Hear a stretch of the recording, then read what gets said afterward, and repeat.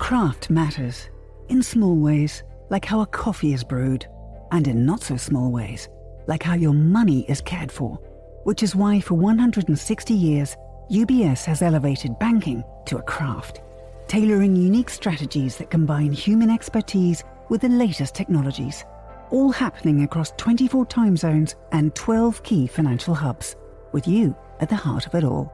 UBS. Advice is our craft.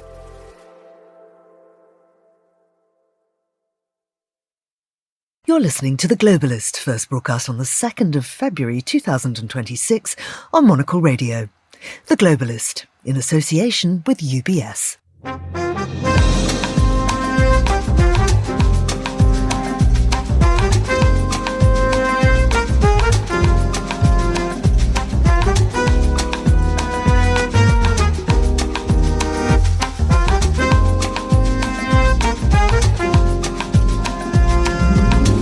Hello, this is The Globalist, broadcasting to you live from Midori House in London. I'm Georgina Godwin. On the show ahead, the planned trilateral talks on the Russia-Ukraine conflict in Abu Dhabi, due to have begun today, have been postponed until later in the week. We'll look at what's been achieved so far in this process and what to expect on Wednesday and Thursday. Also ahead... When war overseas drives up fuel prices at home, it's families that feel it first. So our response together must be one of strength and clarity. British Prime Minister Sir Keir Starmer has returned from his trip to East Asia.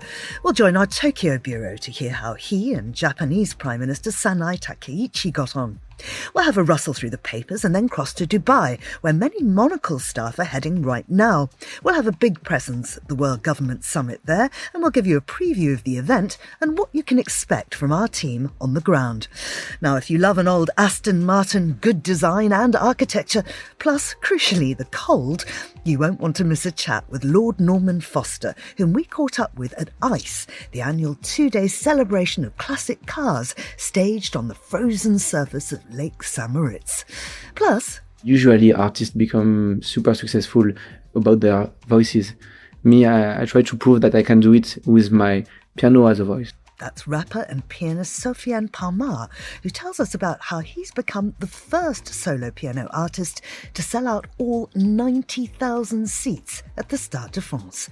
We'll hear about last night's winners and losers at the Grammy Awards, and finally, Brenda Toohey, who's just returned from the haute couture and high jewellery shows in Paris, discusses the business of fashion. That's all ahead here on The Globalist, live from London.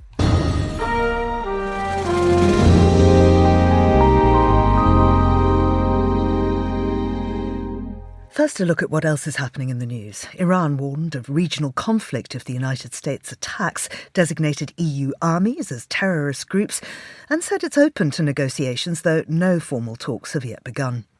Israel said the Rafah crossing into Gaza will reopen today for limited two-way civilian movement, allowing sick and wounded Palestinians to leave for treatment abroad. And former British Minister Lord Peter Mandelson resigned from the Labour Party after fresh reports linked him to disgraced financier Jeffrey Epstein. Do stay tuned to Monocle Radio throughout the day for more on those stories. Now, Russia, the United States and Ukraine were due to resume negotiations in Abu Dhabi yesterday. However, these talks have now been postponed to Wednesday and Thursday this week. This follows what officials said had been a constructive round of talks in January. According to President Volodymyr Zelensky, those discussions focused on potential parameters for ending the war, whilst a representative of the government of the UAE, where the conversations were hosted, said Russian and Ukrainian representatives engaged directly in a positive and constructive atmosphere. Well, I'm joined now by Charles Hecker, Associate Fellow at the Royal United Services Institute, RUSI, and author of Zero Sum, the Arc of International Business in Russia. Charles, good morning to you. Good morning, Georgina. Do we know why these talks have been postponed? We don't specifically know why these talks have been postponed, but I think that what it reminds us is we have to really inject an element of caution and manage how optimistic we get about these talks. It's great that everybody's together. It's talking is better than not talking, but there are still insurmountable obstacles in the way of a full peace or ceasefire. And I mean, the talks may have been postponed, but there was actually a meeting on Saturday in Florida, and that was between the Russian Special Envoy Kirill Dmitriev and his US opposite number, Steve Witkoff. Now, Witkoff was joined by a number of others, including, I thought interestingly, the US Treasury Secretary, Scott Bessent.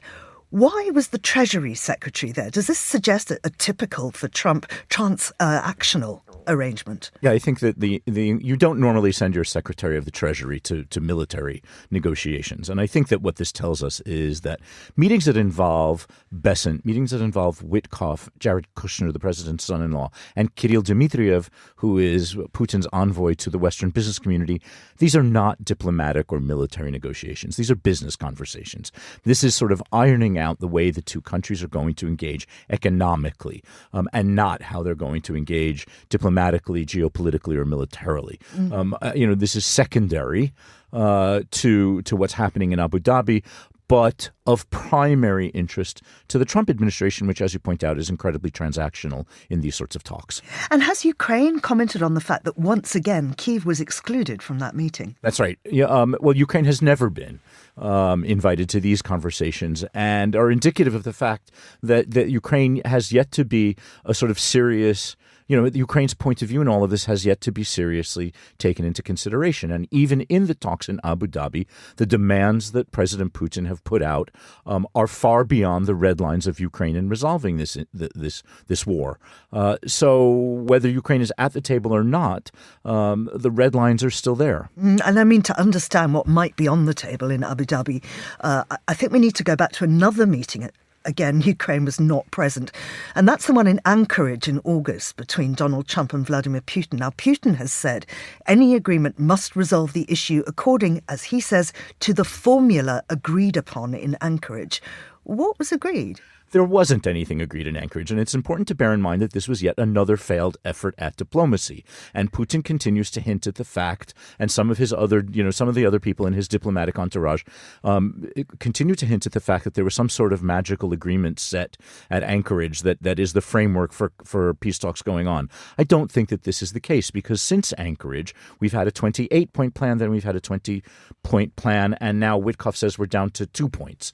And so I think that this is once again a reference to the complexity and the lack of resolution and Russia's unwillingness really to move this forward at all. I mean, Putin has said there's no point in hoping for a settlement without resolving the territorial issue. So I wonder if there are any points on which either side might compromise in Abu Dhabi this week.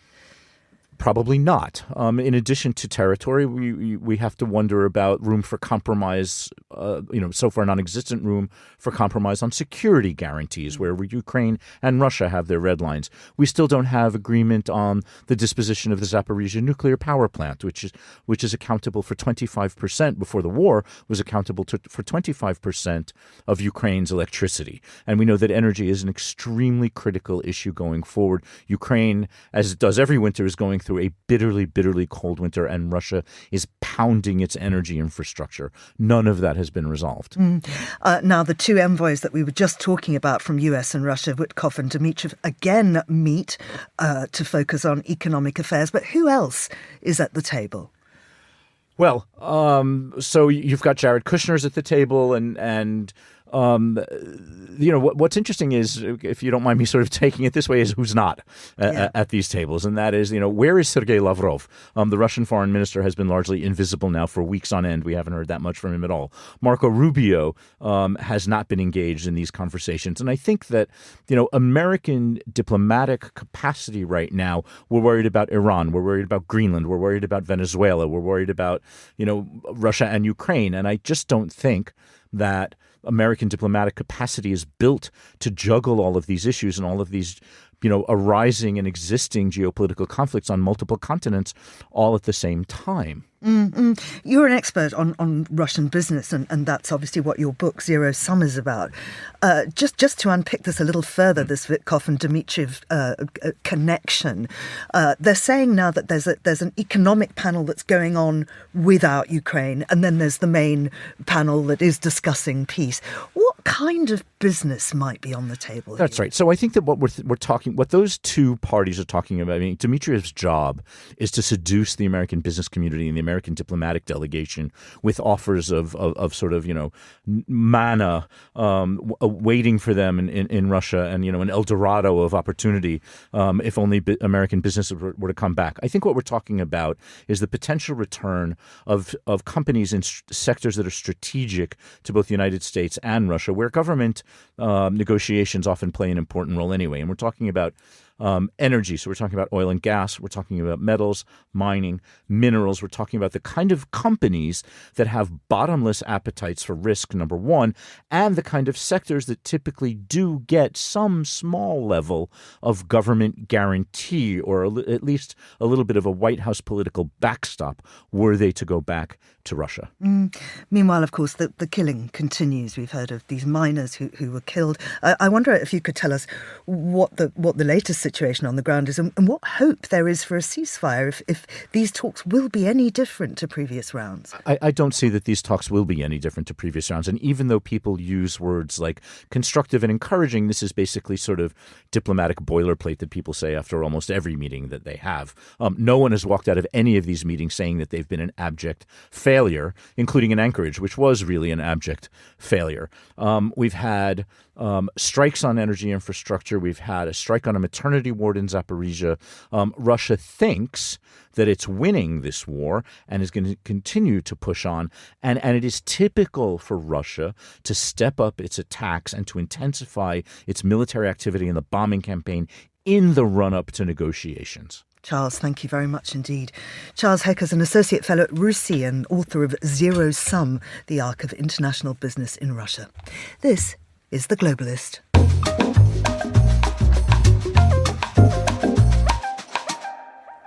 It is 16:11 in Tokyo, 7:11 here in London.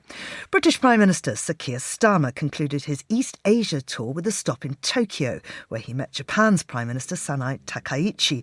After the meeting, he said UK-Japan relations are at their strongest in decades. Japan's the world's fourth largest economy and, outside of Europe, one of the biggest investors in Britain. Well, I'm joined now by Monocle's Fiona Wilson, who's Tokyo Bureau Chief and Senior Asia Editor. Fiona, lovely to have you back on the line. A busy week for you with the British PM in town.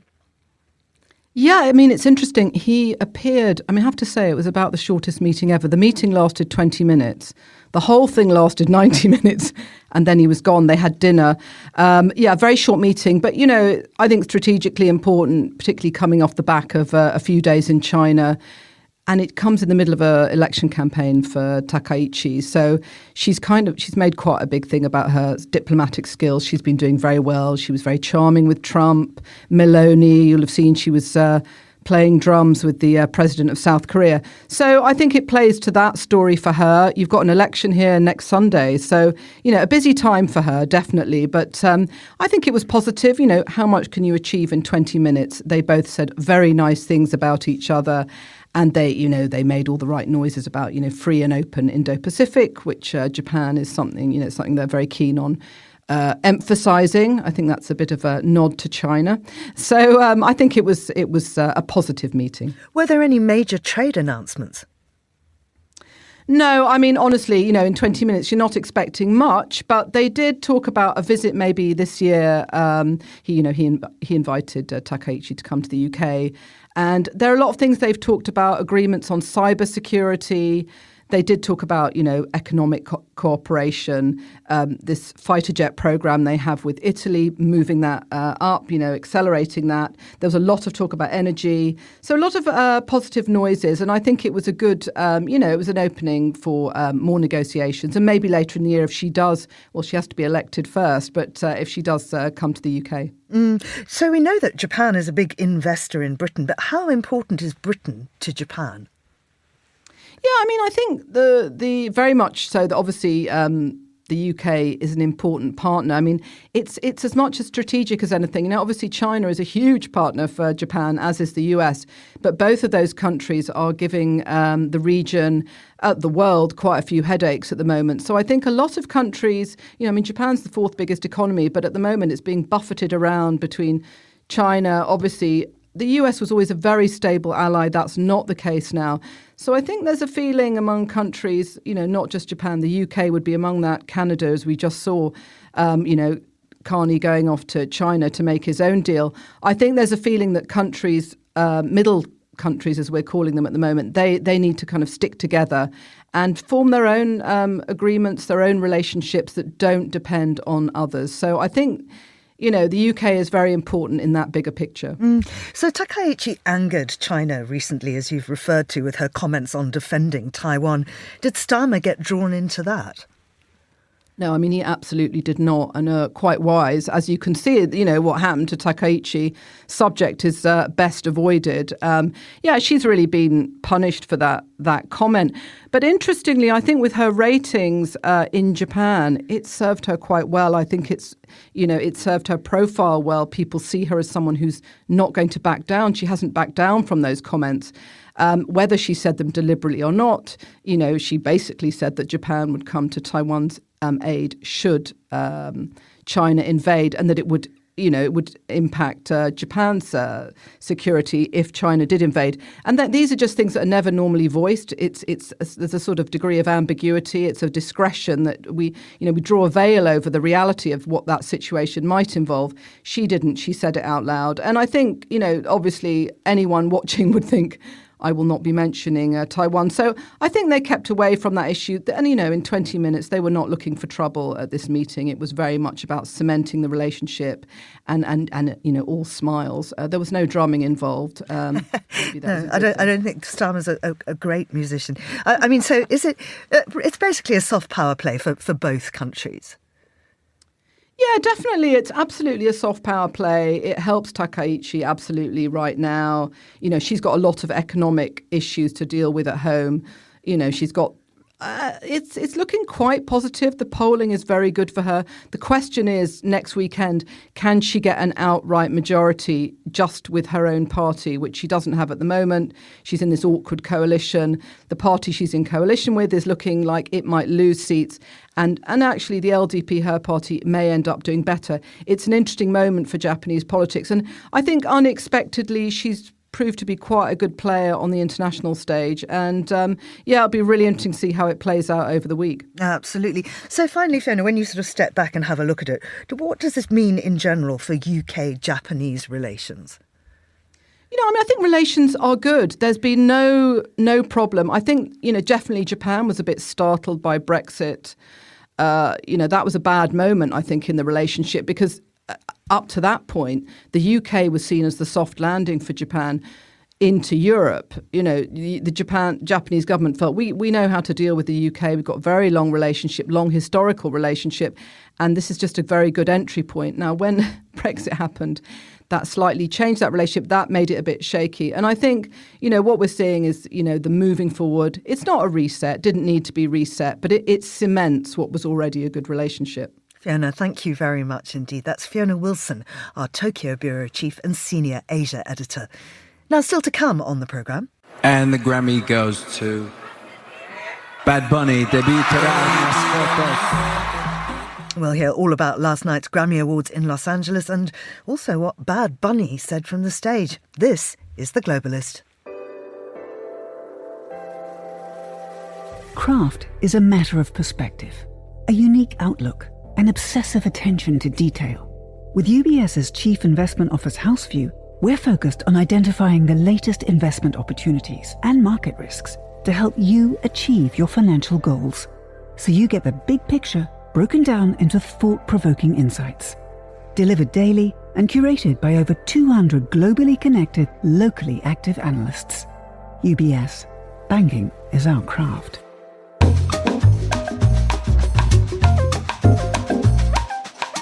Well, let's continue now with today's newspapers. And joining me from our Paris studio is Anita Riotta, a Monocle Radio producer. Good morning to you, Anita. Good morning, Georgina. Is it freezing there?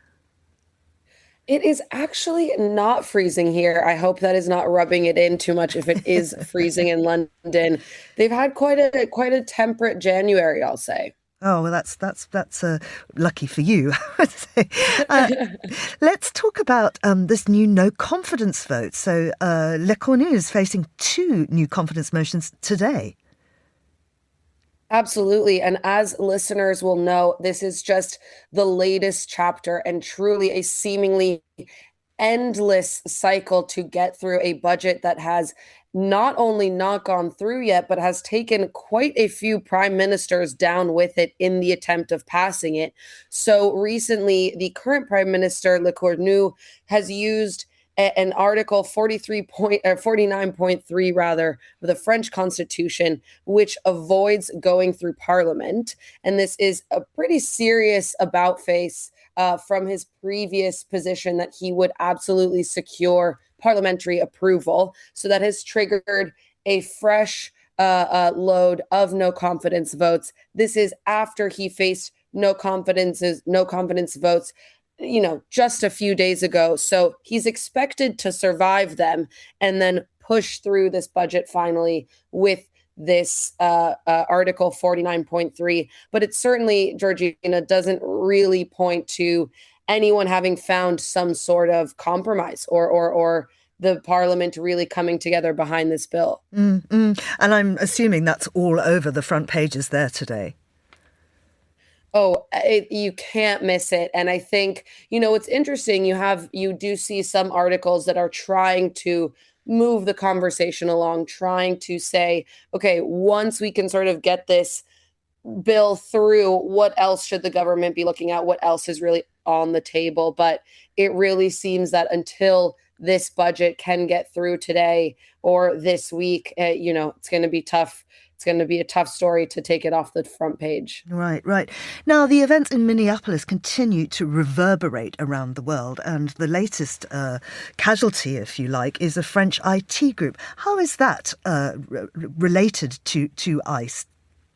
Right. It's not necessarily a link you would imagine, but Capgemini, which is a French tech giant here, has just announced that it will sell its U.S. subsidiary, Capgemini Government Solutions, after a report, which is also interesting to note, an independent newspaper found out about how this subsidiary was issuing some technologies to ICE. And these technologies were being used to track individuals that are not on more traditional platforms, and that ICE was using this technology as part of its immigration enforcement, which obviously we have seen take a really violent and brutal turn in the last few weeks. And what's interesting, I think, again, Georgina, like you said, that this link is so strange, the fact that it then sparked such outcry when it was revealed in France. We talked last week about how there are protests in Milan ongoing over ICE arriving for the Olympics. It's just really worth noting, as you said, that this issue started in American cities like Minneapolis, but now is finding a foothold really all around the world. And also the way it was revealed. So this is an independent media outlet. It's called l'Observatoire des Multinationales. Tell us a little bit more about this, because it must perform actually a very valuable role. Absolutely. It is worth mentioning that this wasn't Capgemini, coming forward and saying, oh, we actually stand against ICE's actions. This was investigative reporting. So once again, really to point out the importance of maintaining these practices around the world. But it was an independent investigative report that only then, when it was brought out, really triggered this massive outcry. And then the French finance minister, Lescure, had to sort of address it and then demanded that the company be more transparent with how these technologies were being used abroad. Now, there's an outcry in another sector, and I have to say here, I'm very against what they are against. I think this is an absolutely brilliant idea. France's child-free train carriages.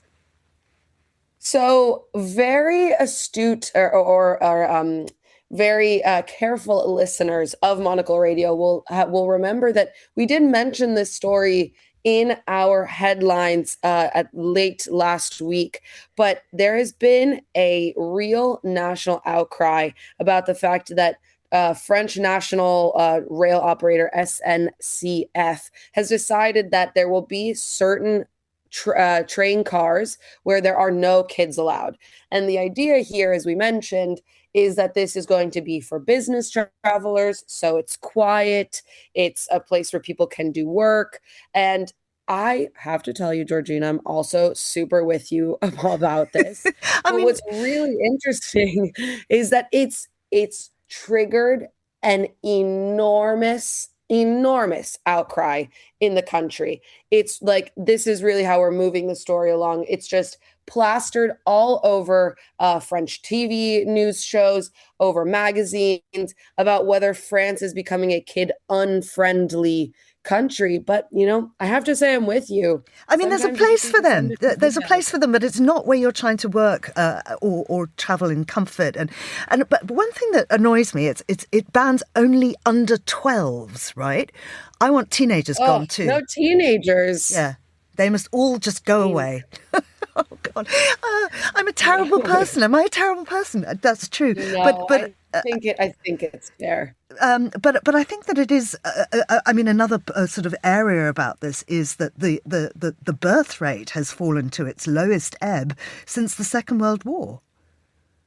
Absolutely, and I think part of why the government is really this could have been something where some people pushed back. It doesn't gain much traction, and that's sort of the beginning and end of the story. That is not what we're seeing here. And we're seeing the French government really try to come out, not just now, but over the last few months, if not, well over a year, with these pro-kids campaigns. They're trying to highlight spaces that welcome families with children. They're trying to boost tourism within France for French families. So really just allow for some policies that are family friendly, encourage and enable people to have children. And I think that is why this struck such a chord of, is France becoming a child unfriendly country? But it's also a messaging problem. I mean, this could have been sold as, look, we're going to have family friendly carriages. Isn't this wonderful? There'll be special places on the trains for people with kids. And that way, everybody wins. No, it's so true. I think also a big reason that this did not, or that this triggered sort of the pushback that it did, is exactly because of the marketing. When this first went out, the line that was used for the marketing was a calm space on board. And that really got parents sort of hot and bothered, which again, I'm not a parent, so maybe this is why that is not deeply upsetting to me. But, it's okay to say that sometimes children don't encourage the most calm environments, but that really, really did not go over well. Well, I guess I'm particularly hypersensitive to it at the moment, just having done a long-haul flight with the baby in the row behind me. Oh, no. Felt so sorry for the mother. She really tried, but honestly, there's nothing much you can do, except perhaps have robots instead of babies. Let's talk about this human. And I have to say, I have a child. I love my child. There's a humanoid robot. It's the star of the Chinese New Year's parade on the Champs-Élysées. Absolutely. I came across this story really only after I was taking this lovely Sunday stroll through Paris and I apologize again, very temperate weather. And I just turned a corner and all of a sudden there was this incredible parade with gorgeous Chinese dragons and so many people lining the streets. And I really had not known about it and I wasn't expecting it. So it was really fun to learn more about what was going on. And it was the French celebration of the Chinese New Year, which will be in about 2 weeks, but it will be the year of the fire horse, which I feel very intrigued about and want to learn more about, because that feels, not many things have felt like positive omens this year, but fire horse feels invigorating, right? It has to bring something good. But there were But there were about 150,000 to 200,000 spectators. The numbers are not sort of finalized, but so many people flooded the streets, so much talent and dancing and excitement. But what ended up really being the star of the show were these humanoid robots sort of dancing and shimmying their way down the Champs-Élysées, which, as you can imagine, is a little bit of a jarring sight, this sort of very majestic, iconic, traditional street in Paris being filled with dancing robots was certainly a sight to see. Absolutely. Anita, in Paris, that's Anita Riotta. Thank you very much indeed.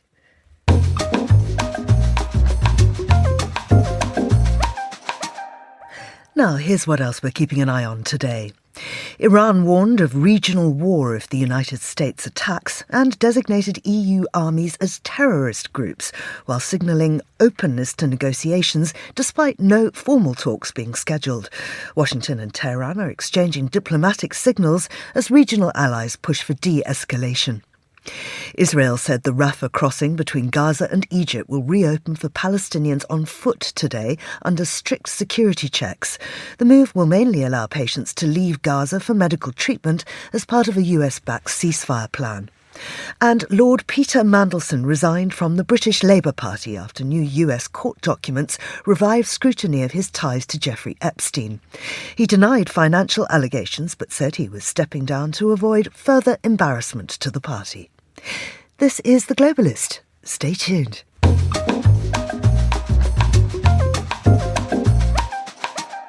Now to Switzerland. This weekend saw the return of the Ice St. Moritz. That's the International Concours of Elegance, a 2-day annual celebration of classic cars staged on the frozen surface of the lake. The event drew thousands of visitors and collectors, along with well-known figures from the worlds of culture and design. Among them was Lord Norman Foster, the renowned architect behind many globally loved projects, including the so-called Gherkin building here in London. Our Sophie Grove, editor of Confect, caught up with him at the ICE Awards ceremony. She began by asking about the Engadin region's link to classic cars and his own passion for them. I love cars. I'm a complete freak for cars. They're beautiful objects. Then they tell a story of the period, of the technology. No, they're once described as rolling sculptures, and a great celebration here of that tradition. And you are a resident of St. Moritz, and we often pass your beautiful house in town. Do you think this event really sums up the sort of eccentricity of where we are? Because it's so unique, it's so joyful. Well, there are lots of traditions of people hurtling down mountain slopes, on a tea tray, the Cresta Run, the lakes, the nature, the sun, the extraordinary architecture. It's a valley, 45 kilometres before you get to the lower Engadin. Amazing scenery, amazing villages. It's a region as well as a place. And it's such an unusual kind of meeting of minds here, this great artistic tradition, but then, you just look at the artists and the philosophers who have flocked here and made it their base, a point of inspiration. Do you have a highlight? Do you have a favourite car on the ice today, can I ask you? It has to be the one that won the Best of Show, the Talbot Lago. It's just a extraordinary, beautiful object. I mean, late 30s, teardrop shape, stunning in every way. So, in many ways, emblematic of a period and enduring, a classic, timeless. That was architect Lord Norman Foster in conversation with our Sophie Grove at the ICE St. Moritz. You're with The Globalist on Monocle Radio.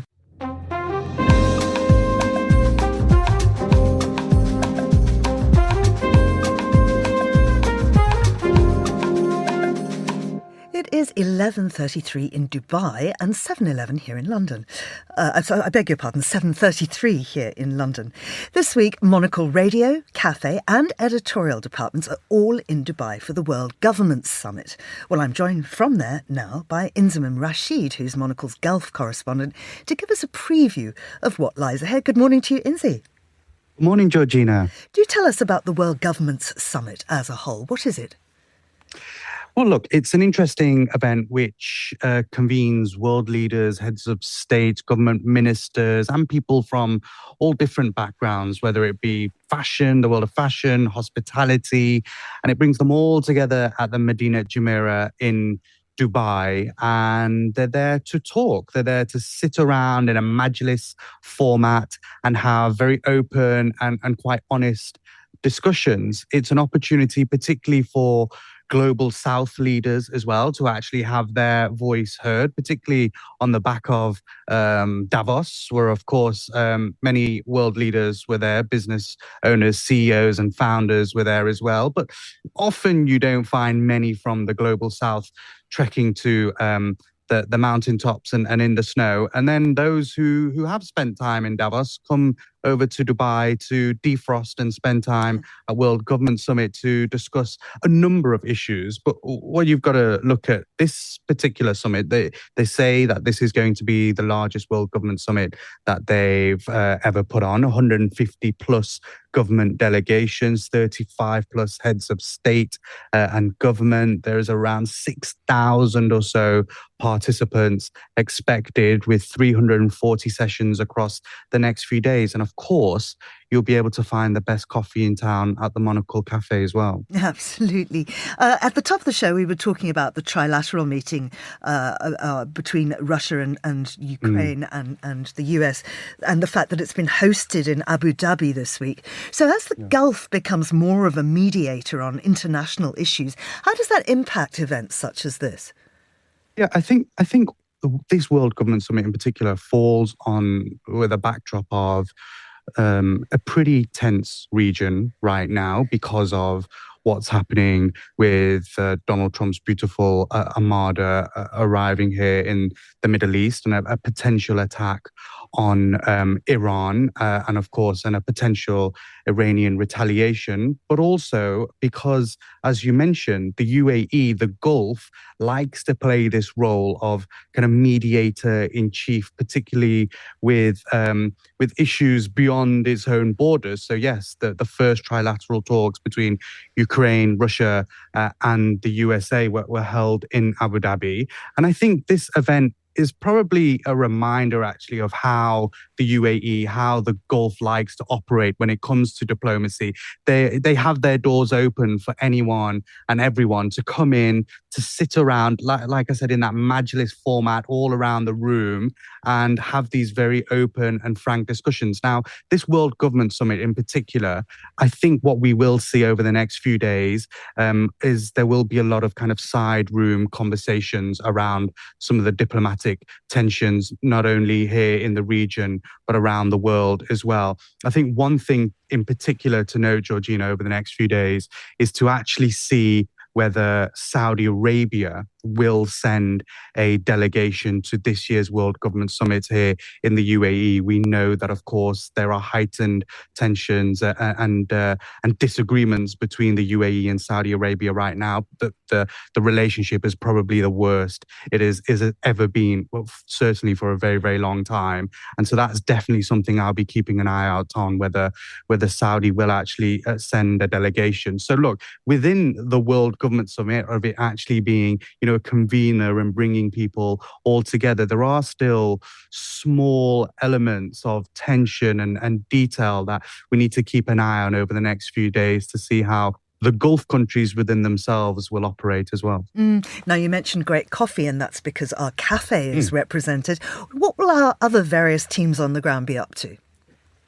So our editor-in-chief, Andrew Tuck, will be hosting a session at the World Government Summit stage where he'll be speaking to the boss of Waymo. So I think they'll be talking a lot about autonomous vehicles, whether that's ready to come in a place like the UK. Can we see autonomous vehicles soon on the busy streets of London? We know kind of autonomy in terms of vehicles and flying taxis and all that kind of stuff is very much ready to roll here in the UAE. So it'll be interesting to see how they continue that across other parts of the world. So Andrew Tuck will be talking about the future of how we live on the stage.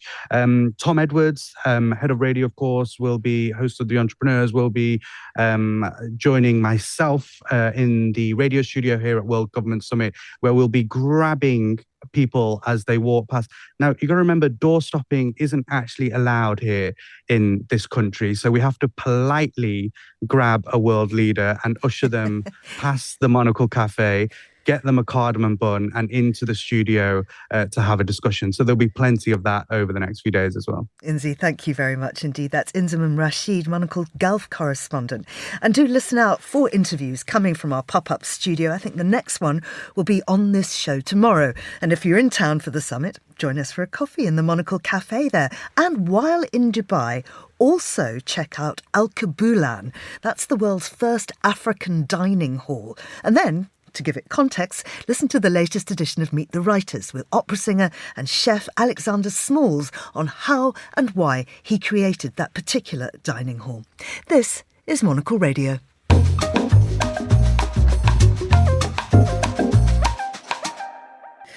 Now, a pianist had never sold out a solo concert at Paris's famed Stade de France.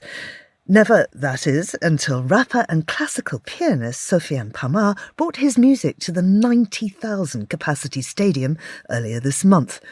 A recipient of the Chevalier d'Or, France's highest cultural award, and a performer at Paris's 2024 Olympics opening ceremony, Sofiane believes classical music can shape modern discourse. Monocle's contributor Julia Webster Ayuso sat down with Sofiane and began by asking him how he felt about his sold-out show at the Stade de France. It felt like a moment out of time because the walls of the opera are full of history and you feel that centuries passed and so much music happened in this very particular place. It's the kind of place that makes you feel that you are becoming part of a little piece of history. You're known for bridging classical music, rap and pop. You've collaborated with some big names in the French rap scene, but also with Sia on the song Give Me Love and with the Prague Philharmonic Choir. You sometimes call yourself the piano king because it seems that you can do anything. So why is it important to you to bring all of these different genres together in your music? It's important to me to express freedom, to express that with this instrument I can go through anything, any emotion of life. And to do so, I need to be able to combine my music with other kind of genre, other kind of approaches of life, because I feel that my music is a reflection of life itself. It's a reflection of what's happening in the world between humans, and I try to make it as sincere and as reflective as possible of the real life.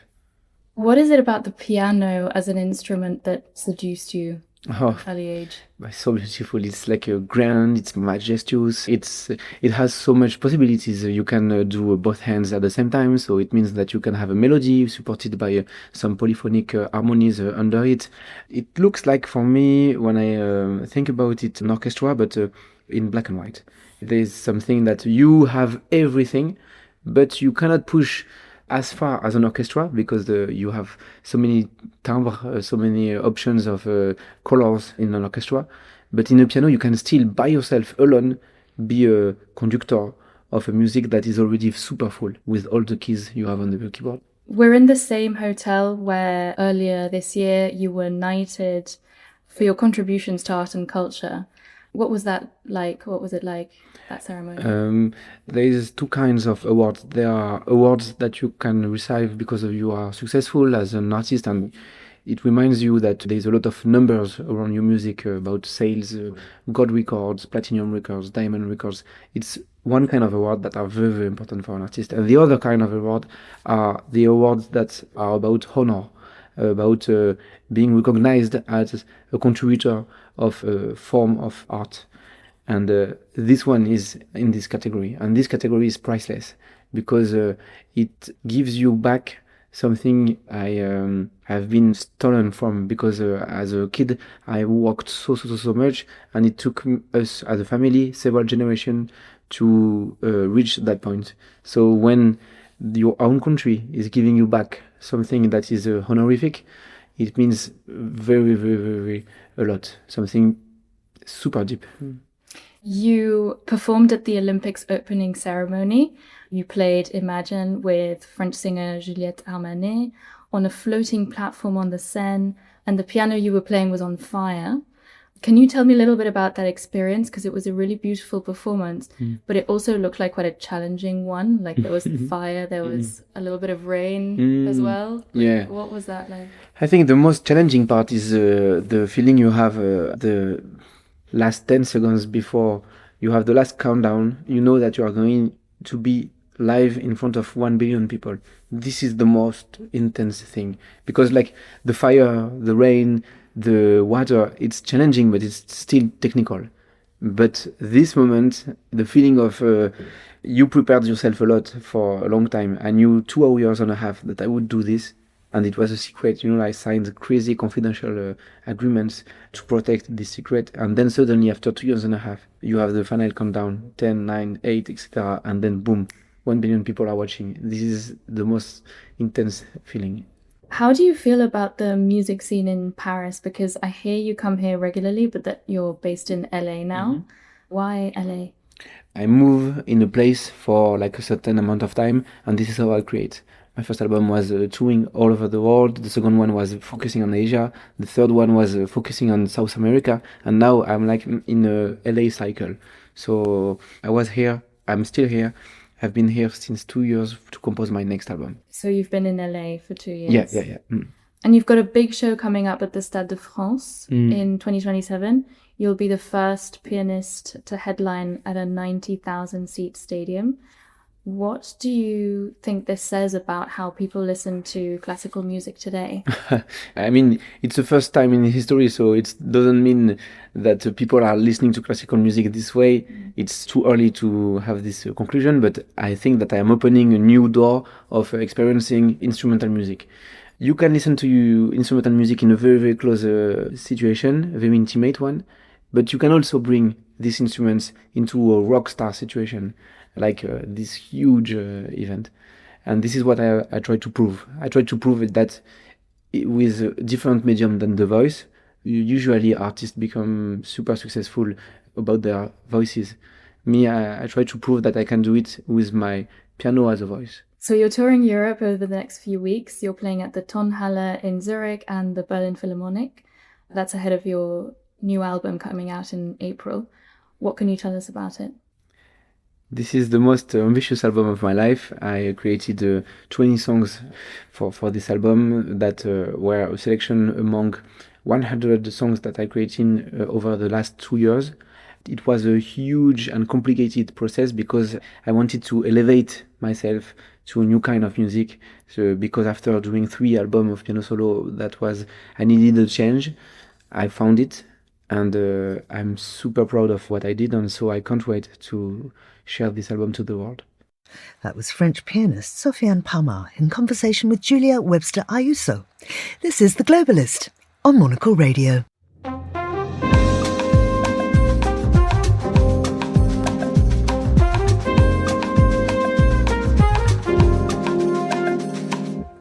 Music's biggest night took place for the 67th time in Los Angeles last night.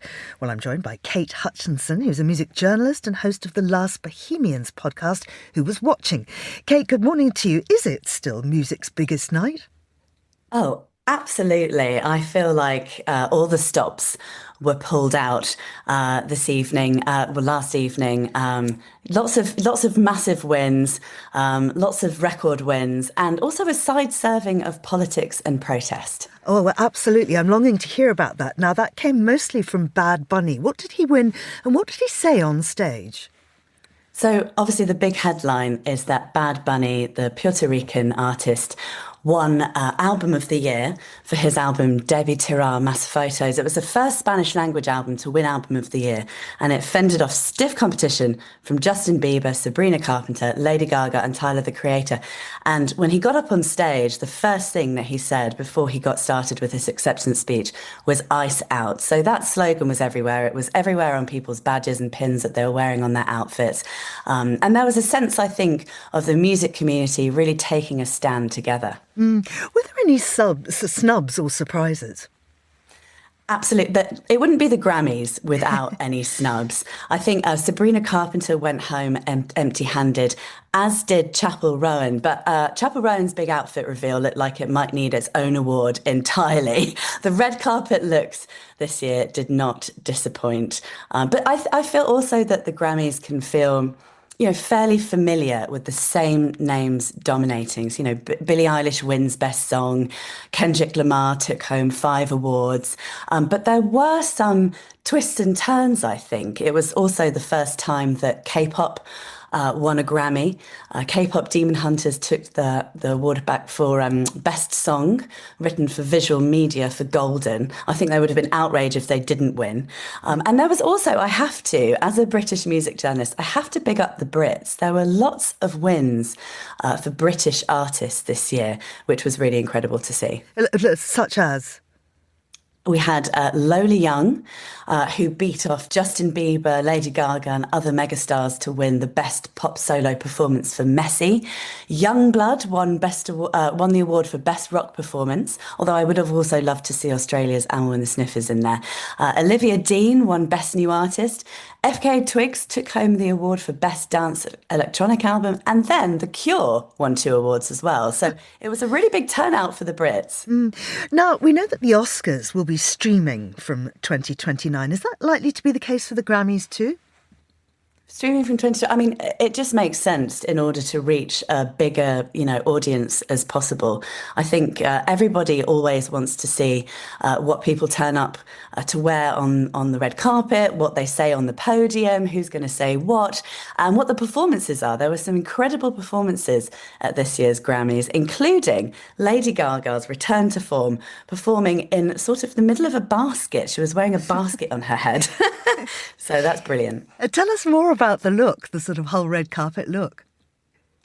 I think it's quite hard to talk about it in terms of, there wasn't sort of one look that dominated, but certainly a sort of maybe romantic, flouncy sort of frills, a sort of new romantic kind of look, or Renaissance era look. I feel was quite big, and also quite a lot of flesh. I did mention Chapel Rowan earlier, who dropped the cape that they were wearing to reveal quite a sort of striking topless outfit. If you haven't seen it, it's maybe you might not want to look at it. It might make you spit your cornflakes out. I'm not sure. It's quite shocking. Topless outfit. That sounds like not an outfit. Half an hour, quite cold, quite literally quite nippy on the red carpet there. And so do you think there'll be any careers that are hugely changed by the results last night? Oh, definitely. In terms of the British artists that I mentioned, I think, this was a really huge breakthrough moment for Olivia Dean. I think we're going to see her win hugely at the Brit Awards in the UK after this. And I think the Grammys can still... It's funny because I think the Grammys still does make a massive difference to artists and to their streaming figures and to their album numbers and their album sales. But there are something like 96 categories. So it does sort of feel sometimes like, who hasn't won a Grammy at this stage? Kate, thanks very much indeed. That's Kate Hutchinson there. You're listening to The Globalist on Monocle Radio. IQ, EQ and AI. 3 components key to the craft of innovation at UBS. Because to stay ahead in a rapidly evolving age, you need a partner with decades of experience, endless passion for the work, and a finger on the pulse of leading technologies, bridging human expertise with artificial intelligence, all to elevate you. UBS. Banking is our craft.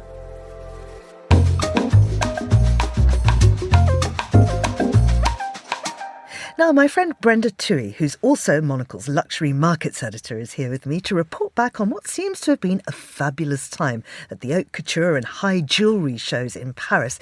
Brenda, I have to just start by mentioning you're the only person I know who can rock a sling and still look elegant. I'm so sick of this sling. But I sleep in it. I wear it all day.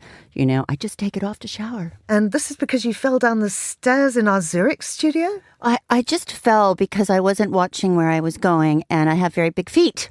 But elegantly shod, it must be said.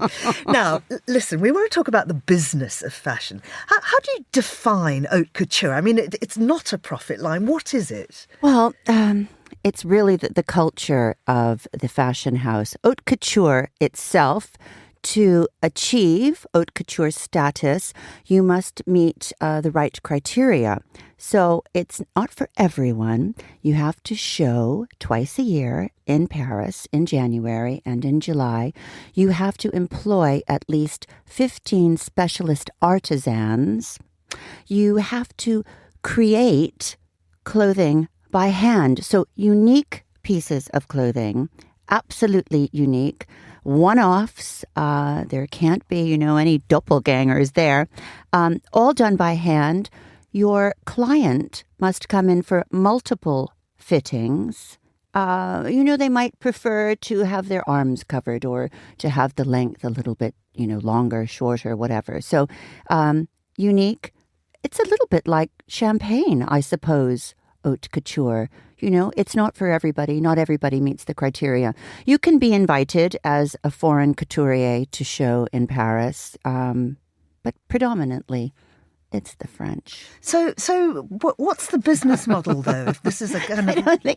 Well, it's a loss leader. This is really the high art of fashion. So it's where a couturier can try out fun, daring ideas without having to worry about it being commercial. But it is really the birthplace for everything and all.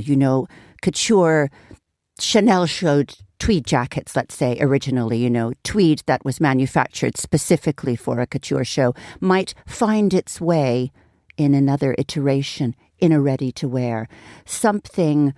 A piece of jewelry might lend its way to a perfume bottle, but couture does set the tone for ready-to-wear, for high jewels, for fine jewels, for perfume. It really is the place of dreams.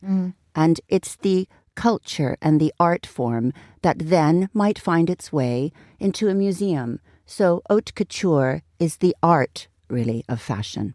So is it still relevant? Does it need updating? I don't think you can update it, Georgina, because as it has to be handmade, think of the hours and hours and hours of stitching that might go into a couture gown that could sell for anywhere between, let's say, €80,000, maybe up to $500,000, maybe more. But sell to who? There are typically around 2,000 clients that buy haute couture a year, and they're royalty, high net worth individuals, and other wealthy people who maybe wear it by day and by night. It's not just about ball gowns. Dedicated clients who like to look unique, who want something that can't be bought anywhere else, and also who value that handmade creation. The hours and hours and hours. And that's why it costs so much. It's because of all the hours and all the different hands that this garment has passed through. And so what was your main takeaway, apart from the fabulous dinners I saw you posting up on Instagram? What was your main takeaway from the shows you saw last week? Well, I really saw jewelry. So the jewelry is exactly like haute couture. So this is the creme de la creme. This is as good as it gets. It's really a treat because you see things you may never see again. And it's a fantasy, really, for me, obviously. I'm not one of the 2,000 people who'll be buying haute jewelry or haute couture. So the jewels were passing just ever so, slightly and swiftly through my hands. But it was wonderful to see it. I also went to the Super De Beers party at the Hotel Delvaux in Place Vendôme. And in true Brenda style, I missed Lily Allen's performance by about 5 minutes because I was hungry. If there was one piece you could have taken away with you, put in your pocket. I think it would have been actually something quite simple, but bold and big.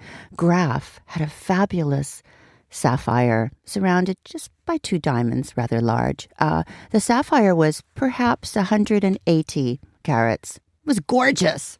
And I'm sure it would have looked fabulous on you. Brenda Tui, thank you very much indeed. And that's all we have time for today. Thanks to our producers Christy O'Grady, Carlotta Rebello and Anita Riotta. Our researcher Annalise Maynard and our studio manager Mariella Bevan. After the headlines, there's more music on the way and the briefing is live at midday in London. I'm Georgina Godwin and I'll return on The Globalist at the same time tomorrow. Thanks for listening.